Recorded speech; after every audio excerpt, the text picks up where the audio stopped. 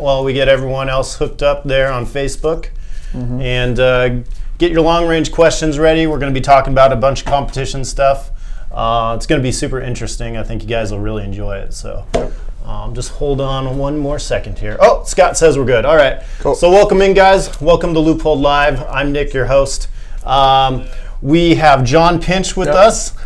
Very lucky to have him. He's one of the newest members of our shooting team. Absolutely. So welcome to the family. Yeah. And I'm excited to talk about long-range competition, all that kind of good stuff. Yeah. We're going to do some house stuff first. So I want to let you know we have a new catalog coming out. If you haven't seen the spring catalog we came out with, the consumer guide, check that out. But we have a new summer one coming out. So go on the website right now. You can sign up for that.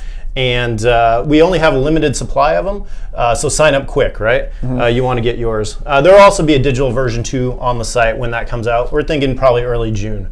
Also, there's new podcasts on there, so check out the podcast. There's a lot of interesting stuff, kind of for all kinds of tastes there. Yep. And of course, questions, right? So type in your questions. I got a bunch of questions. You guys gave us a ton on Instagram stories last night and this morning, so we got a bunch, but continue to ask throughout the show. Again, I have live questions here. We'll be able to address them. So again, Jon, thank you again for coming by and taking the time. Glad to be here. Just tell me a little bit about yourself. Like, where'd you grow up? Like, how'd you start like hunting and shooting too, right? Because we're talking about long range and competitions and stuff, but you also hunt too, right? Yeah, that was the start of all of it. Grew up in Washington, running around with a BB gun like a lot of guys, pretty young, then 22s, shotguns, duck hunting, all that stuff. Nice. Do I talk to you or talk to those guys? You can talk either one, right? Okay. So we're just having a conversation, but you can acknowledge them sometimes. Yeah. So we did, I did a lot of that.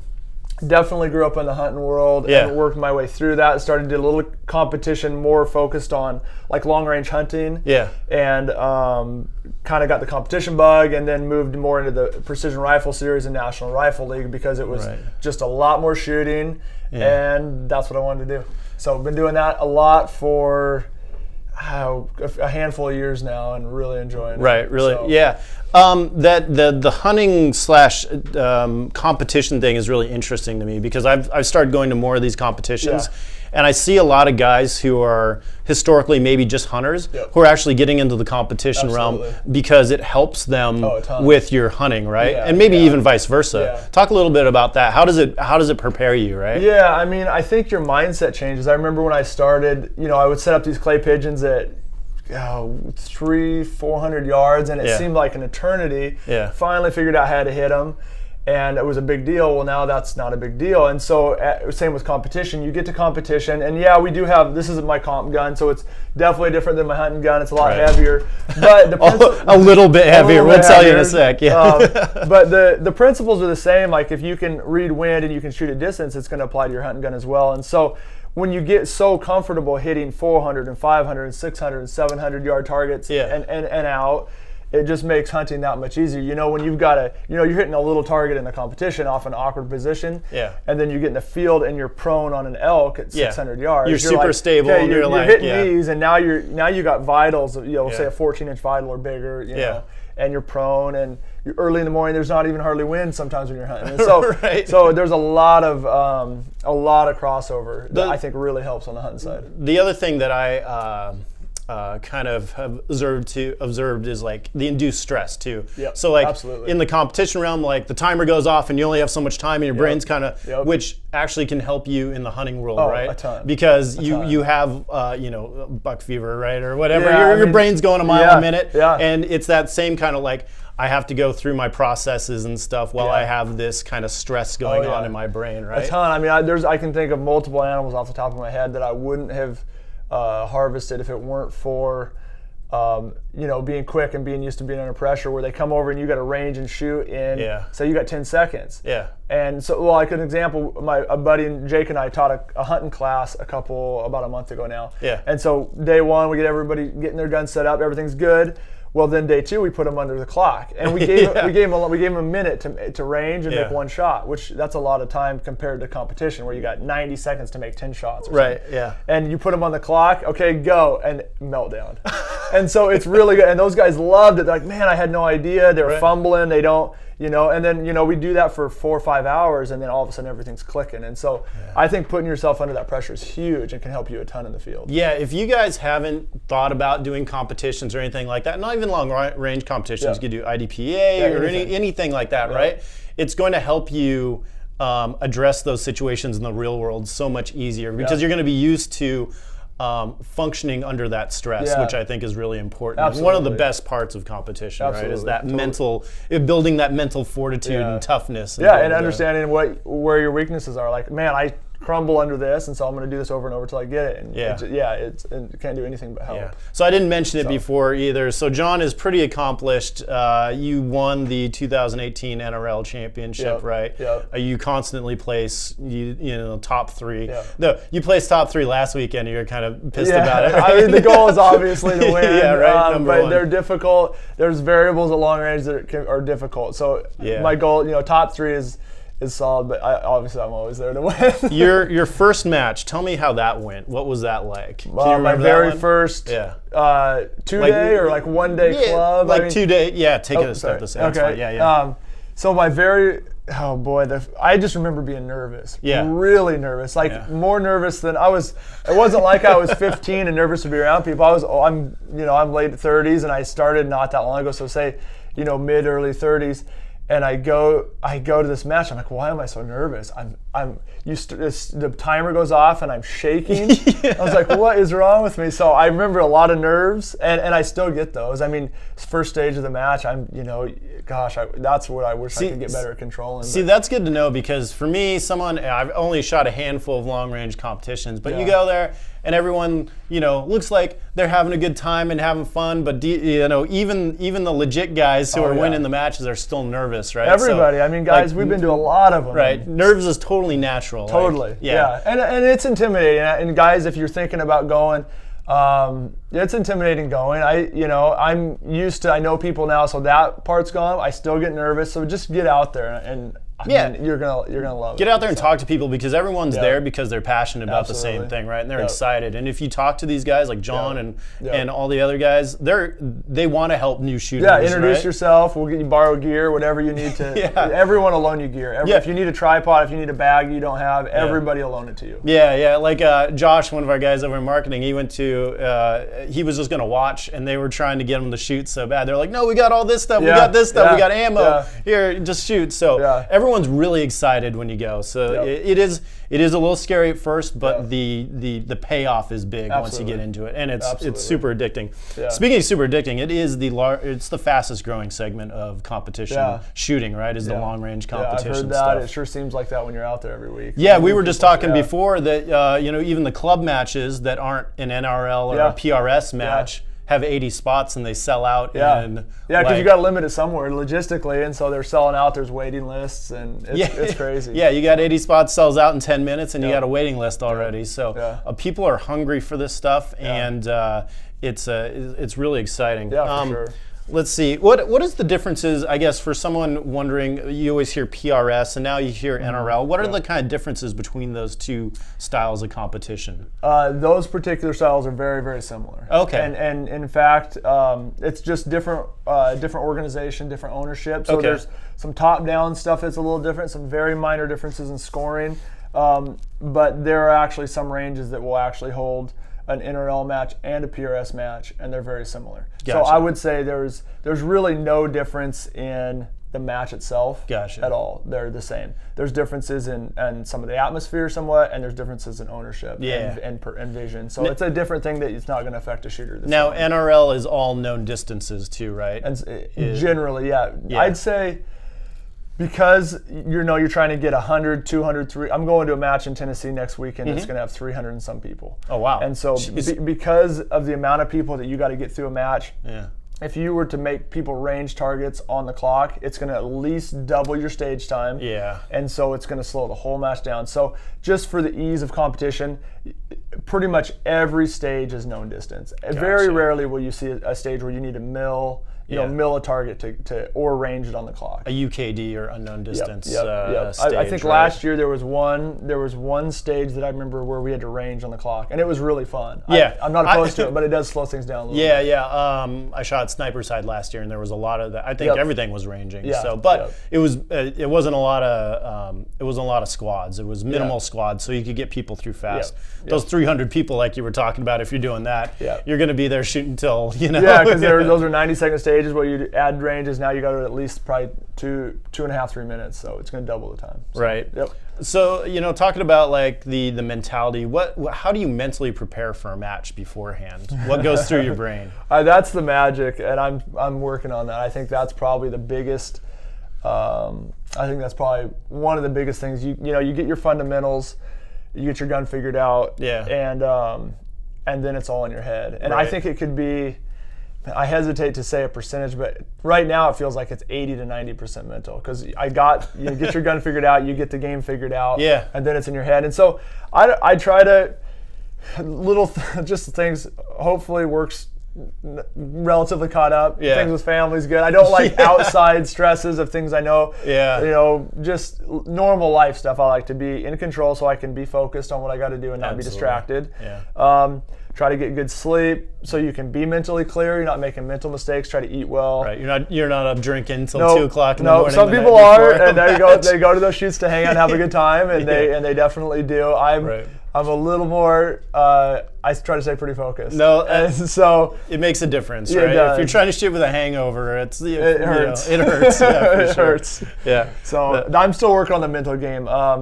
I think it's always something that you're always going to be working on, right? Always trying to fine tune that and get yourself in the right mode, right? I've been listening to sports psychologist books, listening to Tiger Woods and different, these different, just professional high level athletes. It's interesting to hear their coach's perspective and some athletes' perspectives, and it all kind of relates. I'm not saying I'm Tiger Woods, but I'm saying it's just that same mentality. It's all relatable, right? Focus. You can apply it to anything. And, absolutely. So for training purposes, do you do any other kind? You do strength training or cardio or like anything like that? I do mainly more on the hunting side. I'll put on a weighted backpack and do a lot of hiking, and then I think that plays over to shooting as well. But right now I have a landscaping business, so I work.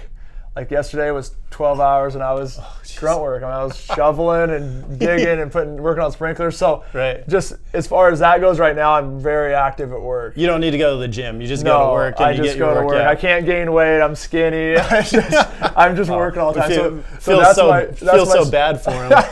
That's my strength training right now. I don't do a lot of extra exercise. Nice.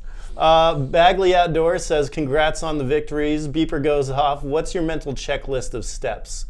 He just got a 3.6 to 18. He's shooting his first match this weekend. Cool. Yeah, so good luck. So when you come up to a stage, you're obviously game planning, right? Yeah, absolutely. Yeah. So I see a lot of, there were some funny examples from last weekend I could give, but I see a lot of mental mistakes. So what you want to do, what I do, is I come up to a stage, visualize it. Okay. Get the course of fire, figure out where the targets are, look on glass. So try to take binoculars, make a really good mental note of where all the targets are. Write your ranges on your card, get everything square so you have all the targets laid out, all your ranges laid out. Walk through it in your head over and over and over. I cannot tell you how many times guys walk up there, the RO will say, do you understand the course of fire? Yeah. And they say yes, and then they lay down and start shooting the wrong target. It's over and over and over and over again. So if you can just eliminate mental mistakes of know your ranges, know where your targets are, and shoot them in the correct order, you're going to be ahead of a lot of the field. Right. Yeah. Because there's guys that make mental mistakes. So that mental game. Right? I make sure my turret is dialed to the first target. Yep. So I double check my dope. Yeah. Make sure my levels are folded out. I get my parallax in the general, if it's a 400-yard target or a 1,000-yard target, I get it close. You're going to fine-tune it a little bit when you're on the gun, but And then if it's a prone stage, you just got your bipod in your rear bag. Pay a little attention to bipod height to the guys coming off, so you're generally set up and ready to go. If it's a positional stage, say you're shooting off of a table, a barricade, a tripod, pay attention to what bags guys are using, or if you're seeing them have any problems. You can see a lot of stuff, learn a lot of things by the guys in front of you. Right. Just pay attention. You see a lot of guys just sitting there just kind of daydreaming. Or just like BSing with their buddies. Yeah. They're like not looking. So pay attention, BS afterwards. So get your dope, dial your dope, visualize everything multiple times, play it through in your head so you're not shooting the wrong targets and you're not moving to the wrong positions. Because like you said earlier, when the timer goes off, people's minds just blank. So just get a plan in your head. There's a lot smaller things, but start with that and visualize it and run your plan. One of the big things I learned too is like after the stage, right, is a checklist is actually to dial back to zero. back down to zero. Because I see a lot of guys make that mistake. Is that they'll get on the gun and they've dialed, they're at 3.1 mils and they're like, why am I not hitting anything? Because they didn't. A lot. So especially after a long range stage, guys will be up close to their first rev. Right. Where they'll be all the way around and for that last target, and they'll come to the next stage and they're like, well, I'm at zero, but you're at 0 rev high, and then they dial up to the I think you'll see that happen. Thank John Warren for that. So post fire checklist. He always that, and knock your power selector back down to low mag, because if you're on high magnification, your field of view is going to be really small, and if you're looking for targets, it's going to be really hard. You see guys get on the gun and they're moving around everywhere and trying to find stuff. So knock that mag down, find it, then increase your magnification, right? If you need to. If you need to do that, and reload your mags. I see a lot of guys go up there with empty mags. I can't figure out why their gun's not going out. I haven't seen that one yet, but that a lot. that's got to be a little embarrassing. So. Let's see. Let's take some questions here. Rinus Van Herden, what's the longest target you've ever shot?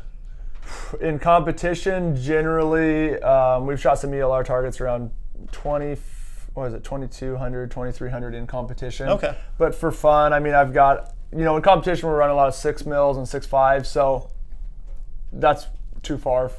Generally too far for those calibers. They'll go that far, but they're not ideal. But I've got 338s and 375s and stuff that I've shot, and we've shot those to, I don't know.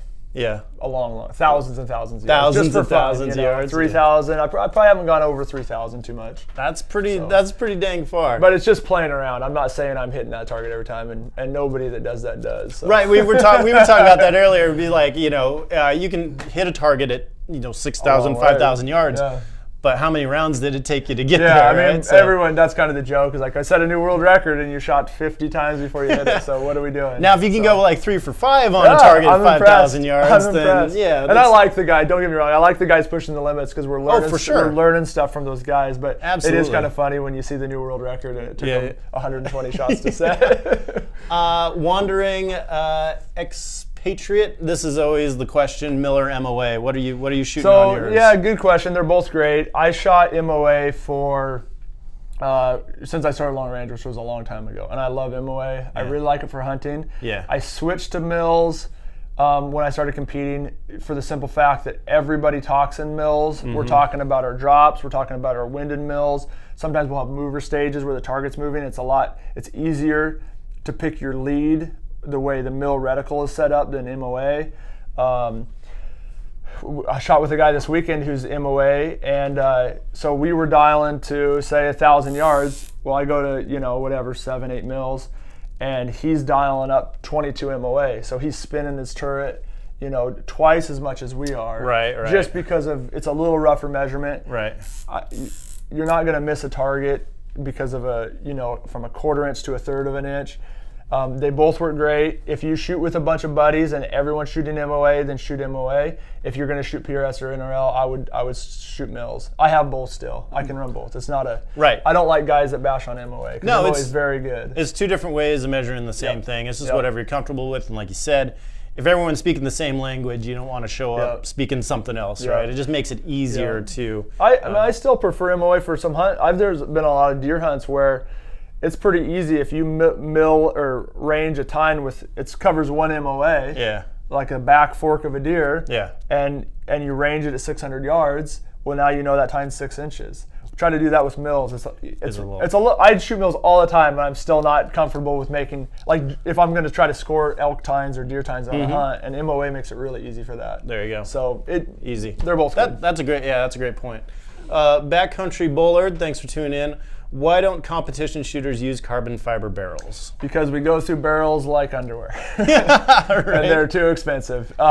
Weight is good in competition because there's nobody calling your There's nobody calling your iPad just slid down on the thing. Oh, it like slid down on the stand. Is it still good? All right, we're still cool. Good. So weight is good.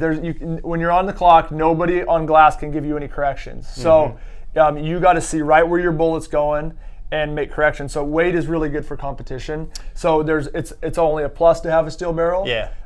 And we shoot through these things like, I'll go through, sometimes depending on the month, I'll go through a barrel a month, 2 months if I'm shooting, by the time I break it in. And if I hit 3 or 4, no, that's just comps. Oh, that's just comps? Oh, so if I shoot, if I hit a comp every weekend for a month, and every once in a while I'll have a really busy month, that's roughly 300 rounds. So you're 1,200 rounds plus 200 break-in. You're 1,500. So depending on your caliber, that's the life of the barrel. Yeah, depending on how fast it's moving through, so right? 6 Creeds burn out faster than I'm shooting a 6 Dasher, so it's going to last a little longer. But anyway, that's why. Carbon barrels are awesome. I have them on my hunting guns. Not on my comp guns. Speaking of, that is a great segue. I did want to talk about the weight because I have a rifle. I'm building a new rifle because I do really want to get in. It's going to be something similar to this. Cool. But I have a rifle and it has a carbon barrel on it. And it's really light. And I find that, it's hard to see those follow-up shots because I was so surprised at how heavy your guys' guns are. Like, how heavy is this whole setup here? As this sits, probably it's right around that 22-pound range, I think. Maybe with the bipod closer to 23. It's heavy. It's heavy, right? Yeah. And you actually have weights on the outside, weights on the inside. Again, you just want to be as stable as possible, right? It balances it out. Mainly, it's for recoil reduction. So, I'm shooting light calibers. I got a lightweight 338 that I pack hunting, but this is heavy. And when you put that on a bag in a kind of an awkward position, when that breaks, ideally, you see right where that bullet lands, but ideally you can also watch trace through your scope. So you can watch the bullet going out and see when the wind's doing under ideal situations. And if you've got a real lightweight gun that's snappy, you're not going to see it. Speaking of wind, another good segue. I want to touch on that because I feel like ballistics are pretty, you can get the dope on your gun and you put it in a calculator and you figure out your drops, and that's pretty easy. I know for this yardage, I got to dial to that. Exactly. In my opinion, wind is really what separates, a good shooter from a great shooter, right? How? Any tips or tricks on how to read wind? What do you do, like when you're looking at that kind of stuff?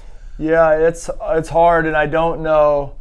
There are some shortcuts to some of this stuff, and I don't know that there's a great shortcut for wind. No, it's just practice, right? I've done it a lot. I like Kestrels. Get a Kestrel if you're going to shoot, which is a wind meter, and just pay attention. Like for a long time, I would carry my Kestrel.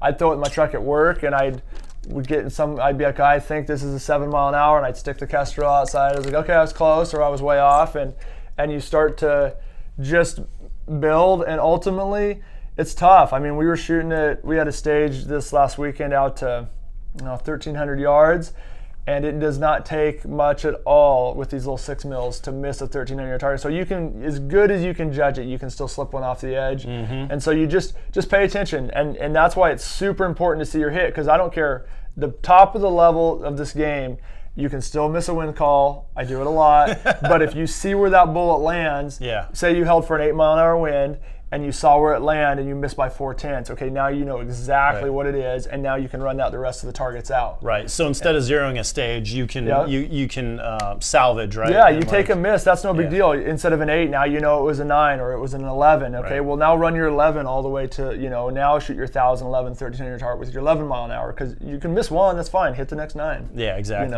So we're always learning. Just pay attention, be mindful. Some guys just get out there, they'll go practice, and they'll start sending rounds at a rock, and they'll keep moving their gun over. Okay, now I'm hitting it.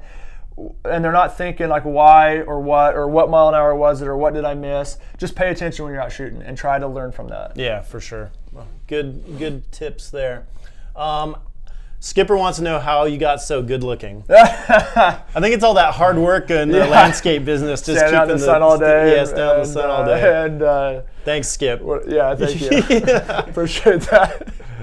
You made him blush on live there. Jonathan Same 25. How well would a Mark V HD 3.6 to 18 work on a 6.5 Creedmoor gas gun for PRS type match? So they do have gas gun segments, right? Yeah, and I think that would be a perfect scope for that. Yeah. If I was running gas gun, I'm running the 525 now, and been playing with the 735. I think for a gas gun, I probably would go to that 3-18. So my 6.5 gas gun has a 3.618 on it. And people think, let's talk about magnification a little bit. You're running a 5 to 25 here. We also, there's 7 to 35, 3.618. People think that they need a really high magnification to shoot these. But I found that even through my shooting, that sometimes I can shoot more accurately if I'm on lower magnification, right? What's your opinion on that? So everyone's a little different. Right. I definitely tend to run on the higher magnifications. And that's just me personally. So for a long time, like probably all of last year, I might have took my scope off of 25 like 3 times. Interesting. Okay. And so, but I know some other very top level shooters that never change from 18 or 22 or 17, and they just kind of have their number.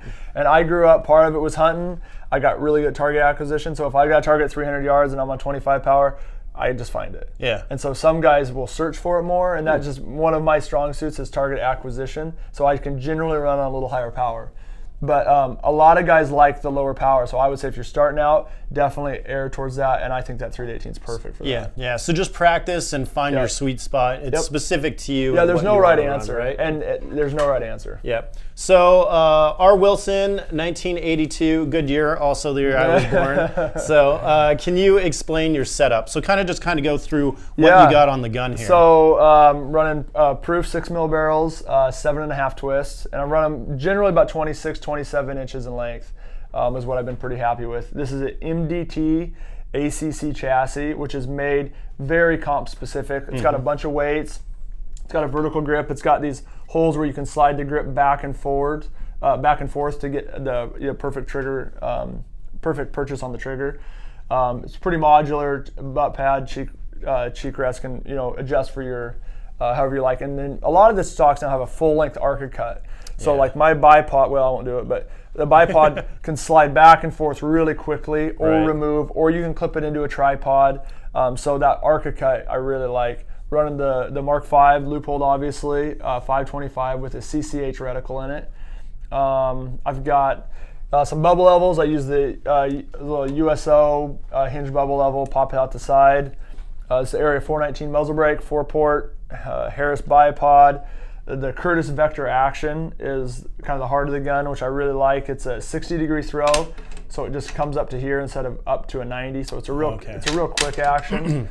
I see more of those competition-style actions had that 60-degree throw instead of the standard. There's a lot of both, but this is a little bit newer, and it's kind of something that separates from the rest of the actions, like a Defiance and Impact. Some of those are the 90-degree throw, great actions, but I really like that. I use the TriggerTech Diamond trigger. I think I've used a bunch of triggers. There's a lot of good triggers. I think this is probably the most reliable. The way they have a roller ball for the sear, so they can handle more dust and still break, and they're a pretty sealed design. That's good because you guys are in a lot of harsh conditions, right? You get down to New Mexico and Arizona in the summer, and even this last weekend got pretty dry. And so, guys, you got your gun set up on a firing line. Well, guys walk by and dust is rolling off their boots and just kind of drifting through everyone's actions. And so you'll get down to New Mexico and the wind's blowing that sand, you'll see triggers go down a lot. Yeah. And these diamonds have been, the TriggerTechs, this is a diamond model, but the TriggerTechs have been like tanks, and so I've been thrilled with those lately. It's kind of a tip that I just thought about, and I started doing it, is I got actually my buddy Brent over at Grey Ghost or Tactical Tailor made me a cover to go over the scope and the action to keep it, kind of sealed while it's on the line, and if you have a bunch of dust and dirt coming through. That's what I've got just a pack rain cover in my range pack, and so I hook it here, wrap it under the grip, and pull it back over the top. I do the same thing. Because I'm like, I handle dust, but I'm paranoid. I don't want, if your gun goes down on one stage, or you make it partway through a stage and it's over, then you're out of the match. You cannot have a mistake like that. Right. So. Other little tip too is sunshade, but it's more of a weather shade too, right? It is. So I see guys always running the sunshade on the scope. So I've been doing that, and I've got some koozies. I'll slide over there if it's really raining hard. Right. And I've run a lot of matches just sliding koozies on just to keep as much rain out of there as possible. Like we were up at Carstetter, right? And it was raining. Geez. It was raining sideways. It was like 30 mile per hour. It was some of the worst conditions to shoot match. That was cold. And I didn't have a sunshade on my scope, and I sorely regretted it. So absolutely. Justin Martinez, good question. I had this one too. For someone wanting to start in the PRS long range shooting realm, what bags are a must for your first match? So bags are, it's kind of a personal thing, right? As far as like, I think he's talking about rests, like that kind of stuff. So what bags do you run in a? Yeah, well, grab your stuff out of your. Get over here with this mic. Yeah. So I generally take 2 bags. You see, some guys have like 4 or 5 bags, like all clipped onto them, like over their shoulder. Okay. Like I'm back. Yeah. Generally, I run this bag on 100% of the stages all the time. So it's called Armageddon Gear Game Changer. So if you've got a barricade, like a flat, I'll lay it flat like this, and my rifle will come across here. Magwell will butt up against this, barrel forward, and I'll load into this. I'll grab this bag, grab the fore end. I'll use this as my rear rest on prone stages. But this bag goes everywhere and gets used on, unless they say no bag on a stage, I would say 100% of the stages. Okay. Almost, 95 for sure. This goes with me because it's really lightweight and it fills up a little room in my suitcase when I'm flying. And it does, it's just light, so it's easy to take. I don't use it a lot, but every once in a while, it's just a really lightweight, takes up some room. So if I need to, every once in a while, I'll stack these if there's something really awkward. Yeah. Would you use that to like rest your arm on? If I was a prone stage, like sometimes prone, I'll shoot like this. Okay. And that'll get a little support. I generally don't use a lot of bags. There's some guys, I don't want to make anyone mad. Generally, when I see guys carrying around a lot of bags, there's guys that are not real comfortable with how to run the stage, and they're like, well, if I take everything, maybe something will work. Yeah. Instead of knowing, I'm going to take this bag and do this, this, and this. Gotcha. Well, maybe I'll need this, and maybe I'll need this, and maybe I'll need that. Yeah. And I should probably take that lawn chair. And that happens, guys drag all kinds of stuff up there. Yeah. But these are 95% of the time, this is the 2 bags, and this is a must. Yeah. So very cool. Those are my bags. So I had one question. Talking about bags and like obstacles and sports and stuff, what's the most difficult obstacle usually to shoot off of? The one I could think of in my mind from the comps I've done is a T-post. Trying to shoot off a T-post was like, I have no idea how you guys do this. Yeah, there was a stage this weekend, so they just a metal T-post from a fence pounding the ground. Yeah. And you had to shoot off of it. And if they let you use a tripod, you could kind of use a tripod rear to kind of balance that, to kind of get some support under here. But they don't, at both the comps they said no tripods, which I like because it keeps everybody the same and it makes it tough. Yeah. And so some positions are very, very, very hard. Yeah. And so there was a tripod stage this weekend. First position was a tall post. Okay. The next one was shorter, so the shorter one I could get closer to kneeling, and I did really well off of it. The first one, I got my hits, but it was by the skin of my teeth. I mean, so you're moving and so do you practice that? Like you're never going to be fully stable, right? So you're moving, but you just practice when to break that shot, right? Yeah, that, or depending on how your wobble is squeezing through, or people talk about trigger control and you want a smooth squeeze, but sometimes I punch the trigger. When I'm coming back and forth, the only chance I got is to try to time it. Yeah. And it is what it is. I don't like to do it all the time, but sometimes you have to. Just for certain scenarios, that's going to be the best. And some guys aren't comfortable with movement. So get on some awkward, train with some goofy stuff where you're comfortable with like, oh, this sucks, but here we go. And some guys get on there and they just like, I'm moving, and they won't even get close. But you can get closer than you think. Yeah. Even and generally get some hits, even if you're just used to knowing that you can hit it. Yeah. Just practice it a little bit. That's a great point. Is like, I think a lot of us get complacent and we go to the range and we want to practice and we just get down and prone and we just don't shoot prone, right? No. So it's all about alternate shooting positions, learning how to shoot in uncomfortable positions, you said. Yeah. And that's going to really make the difference in your training to make you successful in these matches. Yeah, right? I shoot prone for low development and zero in your gun, and then don't shoot after that. Let's see. This is an interesting question. Roynier 23. If I sight in my rifle at 100 and shoot something at 130, does it change a lot? So 30 yards on how fast these rounds are going, it's not gonna. No. Your point of impact. So so when you say you know, do you use a dope card when you're doing competitions? And Yeah, stuff, so I have a or you little got arm board, and I'll take my board? Yeah. Kestrel and I'll write my number. Like, so if we have 4 targets, I'll write those on my arm. So when we're shooting, I just glance at my arm. Some Right. guys have one that folds out from the side of the scope. Right. So when they're looking down the scope, it's right on your left side, right in your eye. There's different ways to write your dope down. And are they in like 50-yard increments or like? No, so 20, I actually or? will just have little write in the rain notepads. Yeah. And on every stage, I write down, if there's 4 targets, one at 650, 750, 850, 950, I write 6, 7, 8, 950. Okay, and then I you're write the dope down. I'm not flipping through range cards. Gotcha. I don't want a bunch of numbers during stage. I want my 4 numbers, and I don't care about anything else. And then do you have the dope on the Kestrel there? Yep. Is that you can look Yep. it up and then write it specifically? Exactly. So you're running those specific yardages to make Yeah. sure you have, so you're not Yeah. just like approximating like Yeah, and then for the guy that's asking about the range, Yeah.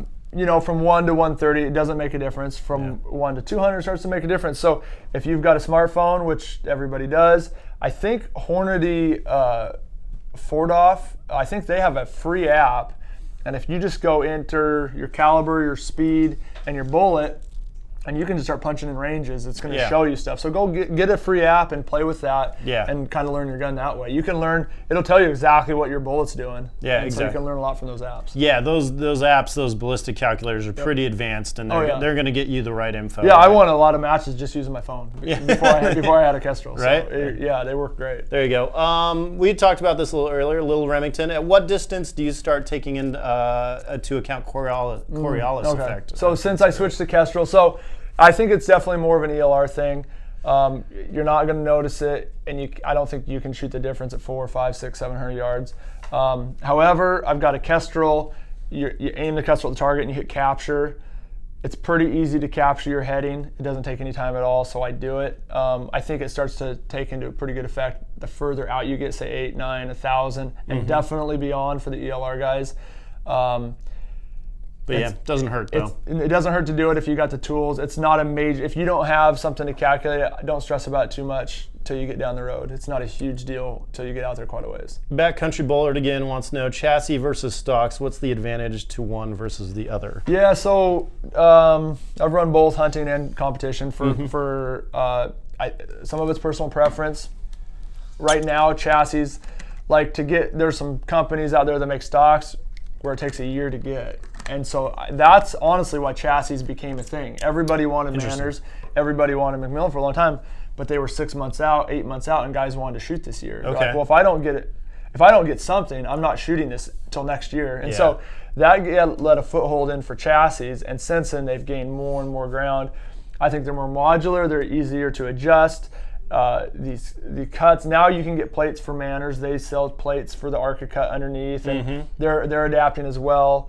I just personally like chassis a little better. It's just swapping back and forth. You can add the weights easier. Yeah. You can adjust things easier. Stocks are great. I know guys that do a really good job with them. It's personal preference. There's not a right or wrong answer. Right. I have a lot of stocks on my hunting guns still, like traditional. These are cold. You know, you get out in the snow with these and they're freezing. So I like a carbon stock, like on a light hunting gun. That makes total sense. Definitely still run those. Yeah, but the modularity, like you talked about, of a chassis like that, for a competition setup, I can see the advantages. Yeah, I get all like cool paint jobs and carbon stocks and barrels and everything fancy. And it's very careful with my hunting guns. And these feel like tools now, where it's like work, you know. As long as you keep everything super accurate and action clean, but as far as scratches and dings, and like this is funky. It's got long forend. It's kind of a weird looking deal, but it's so purpose built and perfect for this game. Exactly, purpose built. Yeah. That I love it. So we talked a little bit about the Arca. If you guys don't know what Arca is, it's basically a dovetail that it came from the camera world, I think, and it lets you attach stuff and be able to slide back and forth very simple, right? So I don't know if you can see this, but you just throw this lever, and there's a lot of different kind of clamps on the market. Yeah. You slide that up and down, lock it. If I need to go slow, say I want to shoot prone this way on this table, you can have the bipod here and your rear bag here by doing, moving it this close. Right. So, and then you can clip it in a tripod and stuff, but it just makes adjustment, really fast. Super versatile, being able to adapt to those stages, whatever they are, whatever the obstacles are. So, yeah. Let's see. MOA matters. Why did you guys phase out the Mark IV? Ex-military guys love that glass. So we still get that question. You got to evolve, right? The Mark IV was a great scope. It still is a great scope and has a lot of heritage, but you got to evolve and take the next step, right? And that Mark V is that next step in that line. Absolutely. And it's one of the best scopes we've ever made for sure. Yep. If you're looking for those Mark IV magnification still, we have the LRP line, the VX3 LRP, and that's a great scope too. Which is actually, someone asked, I think, like, oh yeah, one tip for getting into long range precision. The Mark V is an awesome scope, but if you don't have $2,000 to drop on a scope, you know, a VX3 LRP is going to get you the quality you need to. Yeah, start to learn wind and learn the game. Right, exactly. So that's another thing. Like, don't be intimidated to go out there if you don't have all the fancy gear, right? You can show up with, you know. You got guys showing up with everything. Yeah, don't worry about that at all. Nobody cares. Just get out there and you'll probably get hooked, and then you'll start selling whatever you have to buy whatever you need. Yeah, that's exactly how it works. Yeah. Jimmy Warren, 8 recommendations on long-range shooting books or reads. That's an interesting one. I don't know anyone's off the top of my head. Yeah, a lot of it has come down to, I learned a lot online, and obviously you got to filter through a lot of the, there were some really good forums back in the day. There still are. You think a Rock Slide has long-range sections. Long range only. There's a bunch of forums that are good. I learned a lot on the hunting side, so longrangehunting.com, and now it's more like Facebook groups. Yeah. And one thing that I found that was YouTube. So NRL has done some. Yeah. They'll do a video of a stage, right? Yeah. And can analyze. I think there's another channel too that doesn't that analyzes how people shoot a stage. Yeah. So that's really interesting too. And I can spend hours like watching people, like how they do stuff and looking at a stage and being like, okay, how would I run this? Yeah. And visualizing again. Yeah, the competition side of things, Connex Media is kind of, Connex Media and NRL are one and the same. They run by the same ownership. They do a lot of videos like that. There's Brian Litz has a bunch of books if you want to get in deep. Oh, there you go. Like deep ballistics. And he goes deep. Those are good books. And that he's got a pile of books you could read for a long time. Yeah, for sure. But a lot of information online, man. You got to filter. There's a lot of a lot of fluff on there too. But there's a lot of good stuff on there. And like we said, get out there and ask guys too. Yeah. Try to find somebody around you that knows what they're doing. Exactly. Elgies, I hope I said that right. How are you liking the CCH reticle and the transitions from 0.2 mils to 0.25 mils? Yep. Yeah. So I ran 0.2 for a while. I love the 0.25. It takes. I was kind of worried about. I get you get set in your ways where you don't want to change anything. It's working. Don't break it. You know. Yeah. And so I was 0.2, and we switched to 0.25, and I love it. To me, it took one more notch out between your 0 and 1 mil, so it's a little less stuff. The CCH has been. It's a little different for me to get used to. It's got a couple things that. We've talking about changing some stuff and maybe working on a new reticle, which I'm super excited about. So there are a few things that I would change. It's a little for what I'm used to, but it's been great. It's got the last stage of the match this weekend. I killed it, and it was because of CCH. I was doing these super fast holdovers, and it was a really fast stage. It was a really fun stage, and that reticle helped me a lot. So there's a lot of pros in it. I've done well with it. You can do well with it.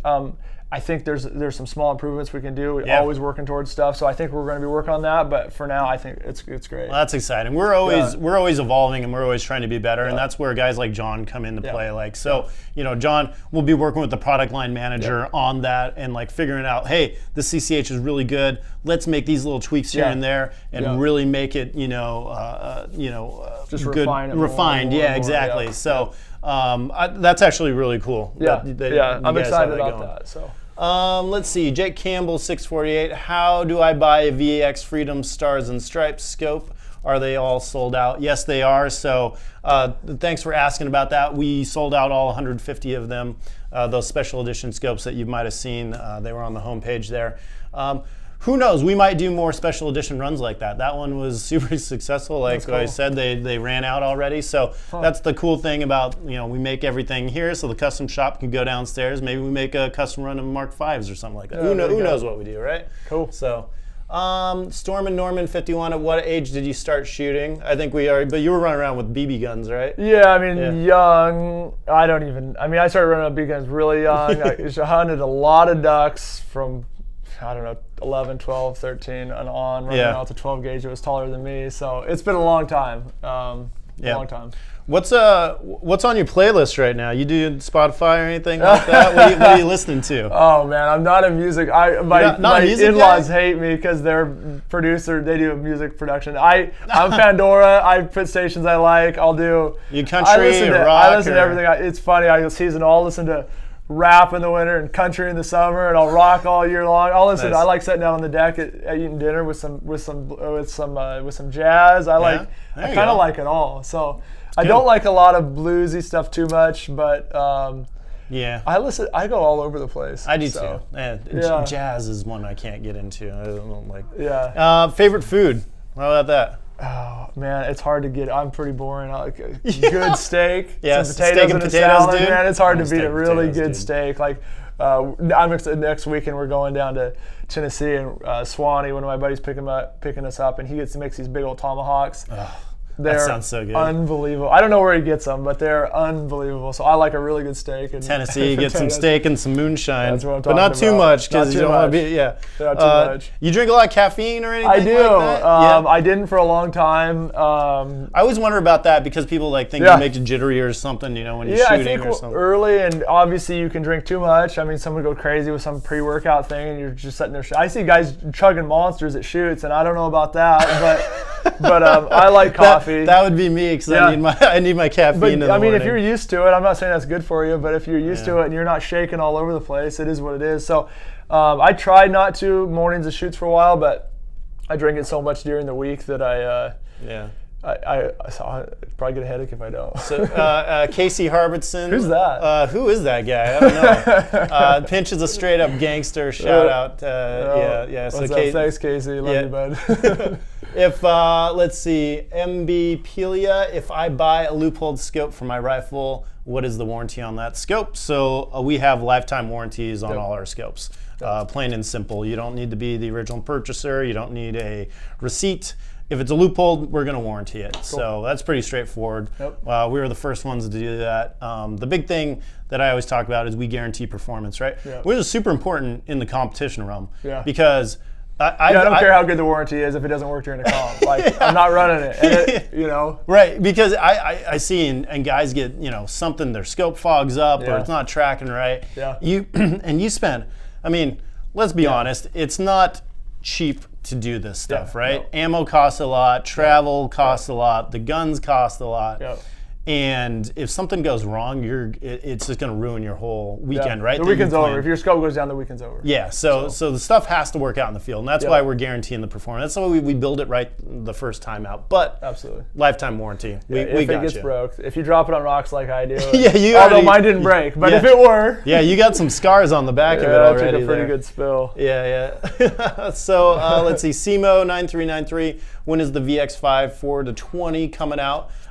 So that one's a great hunting optic too. Mm-hmm. We're actually, I think those are shipping right now. I think I saw some downstairs. So you'll see those hitting the marketplace really soon there. Cool. Let's see. This is kind of an open-ended question. Beverage Man 2814. What's the best optic for a bolt gun? I guess it depends on what bolt gun you're going to go for. Yeah. It could be a hunting or a competition specific. Yeah. Competition Mark V, VX3, LRP, something like that. Yeah. But the LRP is actually a great one if you do want to be, cost effective and build a gun that you can hunt and shoot comps with, maybe that's the one you would go for. Yeah, I've seen some guys. Right.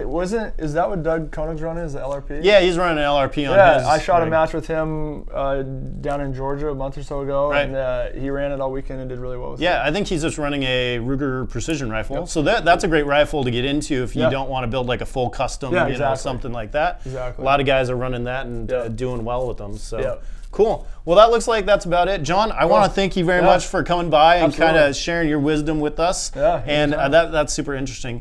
So guys, get out there, start competing. It's going to take your shooting to the next level, regardless of what your shooting interest is, right? It's just going to make you better all around. Absolutely. All right. So